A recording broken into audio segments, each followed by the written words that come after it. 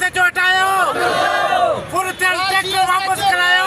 कोलाची बिरादरी जे माण्हुनि पारां जवाबदार गिरफ़्तार न हुअण ख़िलाफ़ एसएसपी ऑफिस अॻियां धरणो हणी ॿेलो एसएचओ ख़िलाफ़ सख़्त नारेबाज़ी कई। असलम कोलाची, मुख़्तियार कोलाची, मंसूर कोलाची जी अॻवानी में एसएसपी ऑफिस अॻियां धरणो हणी पुलिस ख़िलाफ़ सख़्त नारेबाज़ी कंदे मुतालबो कयो त जवाबदारनि खे फौरी तौर ते गिरफ़्तार कयो वञे। एहतिजाज में शरीक कोलाची बिरादरी जे माण्हुनि इल्ज़ाम हयो त असांजो ट्रैक्टर समेजा बिरादरी जे माण्हुनि राति जो चोरी कयो हो, जंहिं तां हू घिटीअ मां गुज़री रहिया हुआ। केस छेड़ो थी पियो, जहिड़े दौरान असांजा माण्हू ज़ख़्मी थी पिया, जंहिंजो केस ॿेले मीरपुर थाणे ते दाख़िल आहे, पर पुलिस जवाबदार गिरफ़्तार करण खां कुतो जवाब ॾेई छॾियो आहे। हुननि एसएसपी घोटकी खां मुतालबो कयो त फौरी तौर ते जवाबदार गिरफ़्तार कया वञनि। यादि रहे त चाकर कोलाची में समेजा ऐं कोलाची बिरादरी जे ॿिनि धुरनि विच में रस्ते जे लंघ तां झेड़ो थी पियो हो, जंहिं जे नतीजे में 10 ॼणा ज़ख़्मी थी पिया।